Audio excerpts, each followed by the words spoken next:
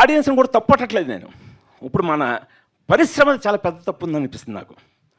Cinema ఇండస్ట్రీలో కూడా మనం ఏమైపోయామంటే పరిగెడుతూ మనం ఒకసారి చెక్ చేసుకోవట్లేదు.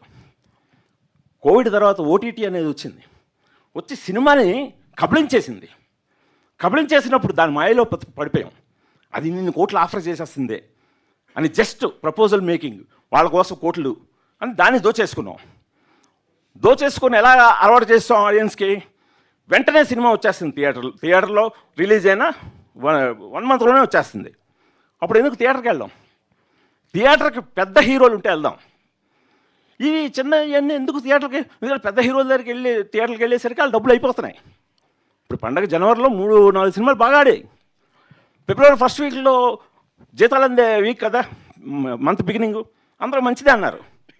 కానీ ఆశించినంత ఎందుకు కలెక్షన్ లేవనేసరికి పండగప్పుడు పెద్ద సినిమాలు చూసేశారు కదా సార్. సో అంటే ఇప్పుడు అలాగా వాళ్ళు వన్స్ పెద్ద సినిమాలని థియేటర్లో చూద్దాం, ఇలాంటి కంటెంట్ సినిమాలని ఓటీటీలో చూద్దాం. ఎందుకంటే 4 వారాలు వచ్చేస్తుంది. 4 వారాలు రావడానికి కారణం ఎవరు? మనం. సో దాన్ని ముందు బ్రేక్ చేయాలి. మినిమం 3 నెలల వరకు ఓటీటీలు రాకూడదు సార్. అప్పుడు సినిమా అనేది బతుకుతుంది, అప్పుడు థియేటర్కి వస్తారు. ఎందుకంటే ఇప్పుడు ఓటీటీ వాళ్ళు కూడా మరి రిలీజ్ అయ్యారు కదా, వాళ్ళు ఏమంటున్నారు? థియేట్రికల్ పెర్ఫార్మెన్స్ని బ్యారేజ్ చేస్తున్నారు వాళ్ళు కొనడానికి. అంటే వాళ్ళు కూడా థియేట్రికల్గా ఇది ఆడాలంటున్నారు. ఇది ఆడాలంటే ఆల్రెడీ కిల్ అయిపోయింది బాబు, ఇక్కడ ఆల్రెడీ థియేటర్ అనేది కిల్ అయిపోయింది.